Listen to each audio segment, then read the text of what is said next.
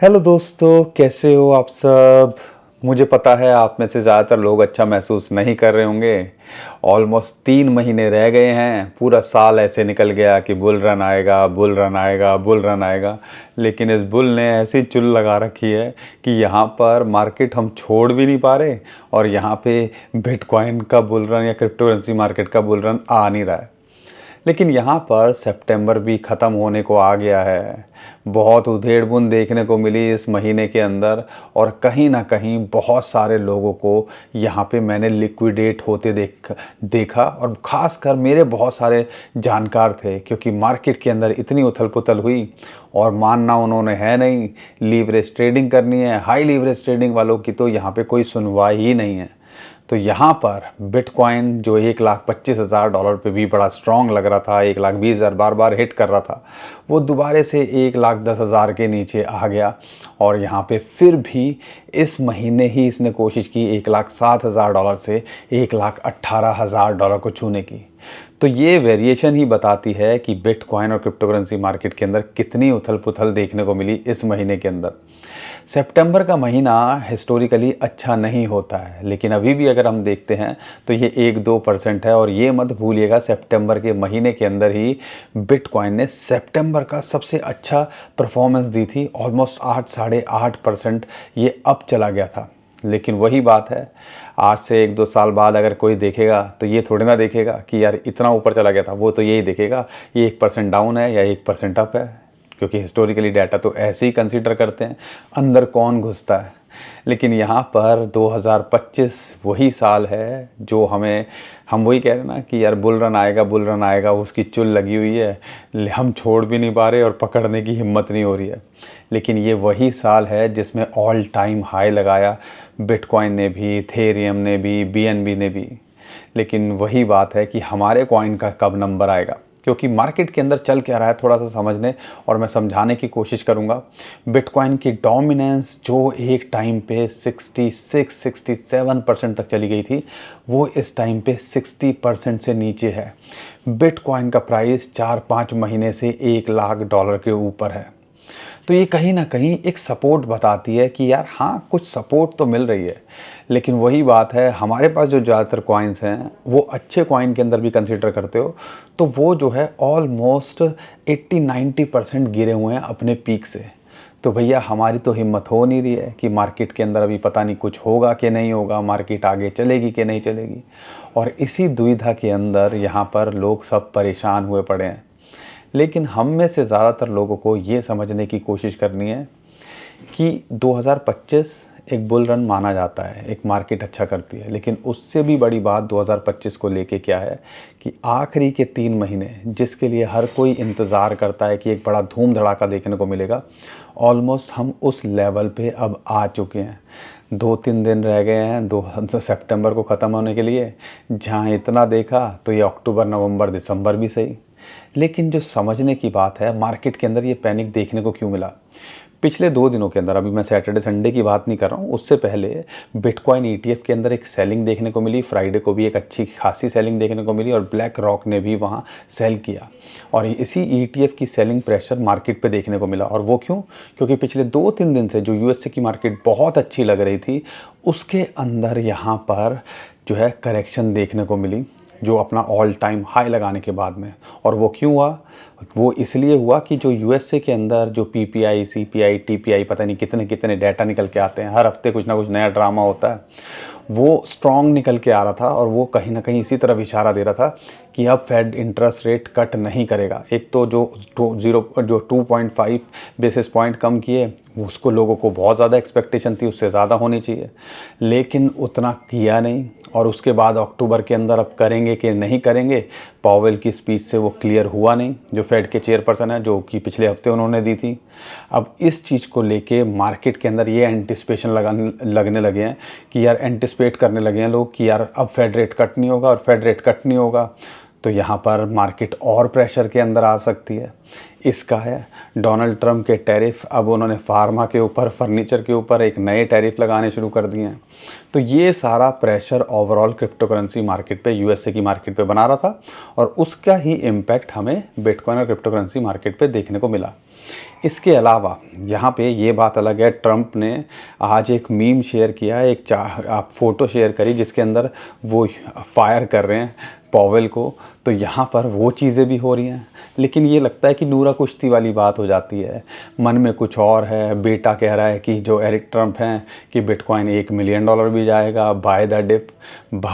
पिताजी जो हैं वो यहाँ पर लगातार ऐसे ऐसी चीज़ें कर रहे हैं जिसकी वजह से ग्लोबल मार्केट पे प्रेशर है, बिटकॉइन क्रिप्टो करेंसी मार्केट पे प्रेशर है। अब सुने तो सुने किसकी, समझे तो समझे किसकी। लेकिन वही बात है कि वही जो मैं अक्सर बोलता हूँ, ये इश्क नहीं आसान, इतना समझ लीजिए एक आग का दरिया है और हमें तैर के या डूब के जो भी जाना है, तो इनके साथ रहना है और इसके हिसाब से हमें यहाँ चीज़ों को करने की कोशिश करनी है। लेकिन ये 3 महीने और जो लगता है कि बहुत अच्छा करते देखने को मिल सकते हैं। क्यों? क्योंकि ऑलमोस्ट जो ऑल्ट कॉइन्स हैं सब अपने बॉटम के आसपास हैं, कुछ बड़े कॉइन्स को छोड़ दें। तो ऐसी उम्मीद तो बनती है कि भैया आने वाले टाइम के अंदर मार्केट अच्छा करते देखने को मिल सकती है। अब वो करेगी कि नहीं करेगी आने वाला टाइम बता ही देगा।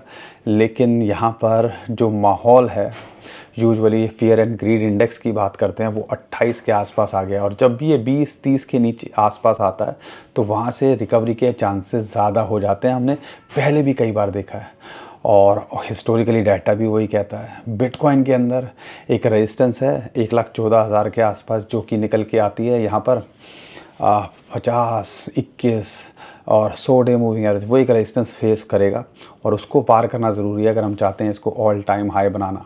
ये यहाँ पे बार बार रिजेक्ट हो रहा है। अब देखते हो तो कहाँ सपोर्ट मिल रही है। कोशिश कर रहा है ये $1,08,500 के आसपास या $1,09,000 के ऊपर जो है मेंटेन करने की। उसका एक रीज़न है, आप देखोगे चैनल की इसको सपोर्ट मिल रही है और चैनल की सपोर्ट मिल रही है तो आप देखो कि कोशिश कर रहा है वहाँ पे ये यहाँ पर आके थोड़ा मेंटेन करने की। जब तक इस चैनल के अंदर है नथिंग टू वरी। अगर यहाँ से ब्रेक करता है तो 1,07,000, लेकिन अगर ये $1,04,000 $3,000 के आसपास आ जाए जहाँ पे 200 डे मूविंग एवरेज है, वो एक बड़ी अपॉर्चुनिटी होनी चाहिए। इसके चांसेस कम हैं, लेकिन वही बात है जब मैनिपुलेशन लगती है और आपको पता है क्रिप्टो के अंदर कितनी मैनिपुलेशन हो रही है, तो वहाँ तक भी आ जाए तो हम ज़्यादा शॉक नहीं होंगे। अगर वहाँ पे भी आ जाए तो यहाँ पर मार्केट के अंदर 10-20% की और करेक्शन ऑल्ट कॉइन्स के अंदर देखने को मिल सकती है।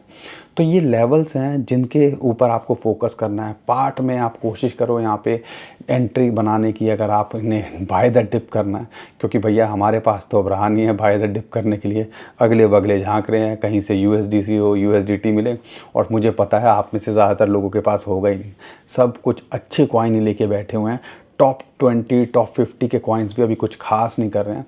लेकिन जो माहौल बनता है अक्टूबर, नवंबर, दिसंबर के अंदर, अगर वैसा बना तो यहाँ पर आपकी जितनी भी ये निराशा है कहीं ना कहीं खुशी में बदलते ज़्यादा टाइम नहीं लगेगा। लेकिन उसके लिए कहीं ना कहीं हमें टिकने की कोशिश करनी है। मैं बाहर आया हुआ हूँ सिंगापुर टोकन 2049, तो मुझे लगा आपके लिए अपडेट कर दूँ और ज़्यादा टाइम शायद ना मिले, लेकिन यहाँ पे आने का मकसद यही है कि मार्केट का माहौल जांचें, चीज़ें क्या चल रही हैं उसको समझने की कोशिश करें और कौन कौन से प्रोजेक्ट हैं जिनके ऊपर हमें फोकस करना चाहिए ताकि मैं वो आपके साथ शेयर कर सकूं। तो ये सारी बातें मैं बताने की कोशिश करता हूं, समझाने की कोशिश करता हूं, तो आप हमें अप्रिशिएट कर दिया करो और वीडियो को, चैनल को सब्सक्राइब कर लो ताकि जो भी अपडेट आए, जो भी यहाँ से निकल के आ रहा है, क्या लोग बात कर रहे हैं, मैं सब आपको बता सकूँ। और वो मैं कोशिश करूँगा यहाँ पर आपके साथ में आने वाली वीडियोस के अंदर शेयर करने की। बाकी यहाँ पर बहुत कुछ चल रहा है। इथेरियम अभी भी मेंटेन करने की कोशिश कर रहा है $4,000 के आसपास। एक रेजिस्टेंस है फिबोनाची की 0.786, अगर उसको पार करता है तो हो सकता है ये दोबारा से $4400 को टेस्ट करता दिखे, और यहाँ से रिजेक्ट होता है तो एक इंपॉर्टेंट सपोर्ट $3700 और एक 3550 से लेके $3500 का एक सपोर्ट जोन है, ये आपके लिए एक एंट्री लेवल यहाँ बनता है। बाकी बहुत सारे कॉइन्स के अंदर बहुत कुछ चल रहा है। सोलाना वही एक $200 के आसपास ही चल रहा है। 195 पे इसको सपोर्ट मिली, यहाँ से एक रेजिस्टेंस है $220, अगर उसके पार जाता है तो हो सकता है ये दोबारा से अपने ऑल टाइम हाई के लिए ट्राई करें। लेकिन सब कुछ इस टाइम पे डिपेंड करता है कि यार बिटकॉइन किस करवट बैठता है। आप कह लीजिए 2025 का सितंबर का आखिरी 2-3 दिन चल रहे हैं, हो सकता है थोड़ा प्रेशर रहे। अक्टूबर नवंबर में बिटकॉइन यूजुअली अपना एक नया पीक बनाता है, तो उसकी हम उम्मीद कर रहे हैं। और वो पीक बनाएगा तो आप कह लीजिए बहुत सारे कॉइन्स आपको और अच्छा करते देखने को मिल सकते हैं। तो अच्छे कॉइन्स में बने हुए हो तो बने रहो। और यहाँ पर सिर्फ हमें कुछ नहीं करना है इस टाइम पे, अच्छे कॉइन्स में बने रहने की कोशिश करनी है। बाकी जो भी इन्फॉर्मेशन अपडेट निकल के आती रहेगी मैं करने की कोशिश करूँगा। लेकिन मुझे लगा कि यार ये वीडियो बनानी चाहिए। आप संडे का दिन है, ज़्यादातर लोग प्रेशर में होंगे, परेशान होंगे मार्केट के अंदर हो क्या रहा है। लेकिन मार्केट के अंदर अभी कुछ नहीं हो रहा है। और यूजुअली जब वीकेंड होता है तो मैन्युपुलेशन और ज़्यादा हावी हो जाती है, मैन्युपुलेटर्स को मौका मिल जाता है। क्योंकि यहाँ पर जो मेंटेन करते हैं वो कहीं ना कहीं इस टाइम पे छुट्टी मना रहे होते हैं। हमारी तरह नहीं है 24 घंटे फ़ोन को देख रहे होते हैं, लैपटॉप को देख रहे होते हैं। भैया वो तो मंडे टू फ्राइडे काम करते हैं और सैटरडे संडे अपने बीवी बच्चों के साथ में इन्जॉय यहाँ पर। और क्रिप्टो करेंसी 24 घंटे चलती है तो हमें लगता है यार पता नहीं क्या हो रहा है सुबह शाम। लेकिन यहाँ पर हमें ओवरऑल जो समझने की कोशिश करनी है, जहाँ इतना झेल लिया है तो ये अगले 90 दिन 100 दिन इसको और झेल लेते हैं, देखते हैं क्या होता है। बाकी रिस्क उतना लो जितना आप झेल सको और पोर्टफोलियो को सही से मैनेज करोगे तो मुझे उम्मीद है कि 2025 अभी भी आपको निराश नहीं करेगा। क्योंकि जो प्रिडिक्शन निकल के आ रही हैं, जो माहौल बन रहा है, बल्कि डोनाल्ड ट्रंप भी जो है क्रिप्टो करेंसी बिटकॉइन को लेके अच्छी बात ही करते हैं। लेकिन वही बात है, बातें करने में और एक्चुअल में ग्राउंड में होने में बहुत फ़र्क होता है। तो यहाँ पर अगर फेड इंटरेस्ट रेट करता है अक्टूबर के अंदर तो और अच्छा माहौल बनेगा।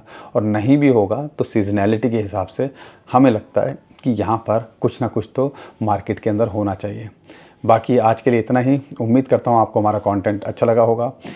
यहाँ पर मैं थोड़ा सा और रिसर्च करूँगा, कुछ कॉइन्स जो लगता है अक्टूबर नवंबर दिसंबर के अंदर आपके पास होने चाहिए पोर्टफोलियो के अंदर, वो भी मैं इस वीडियो आने वाली वीडियोस जो बनाऊँगा उसके अंदर आपके साथ में शेयर करूँगा।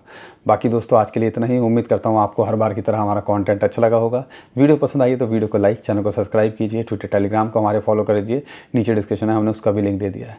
अभी के लिए मैं विदा लेता हूँ। खुश रहिए, मुस्कुराते रहिए, कमाते रहिए। आपका दोस्त पंकज। थैंक यू, नमस्कार, धन्यवाद।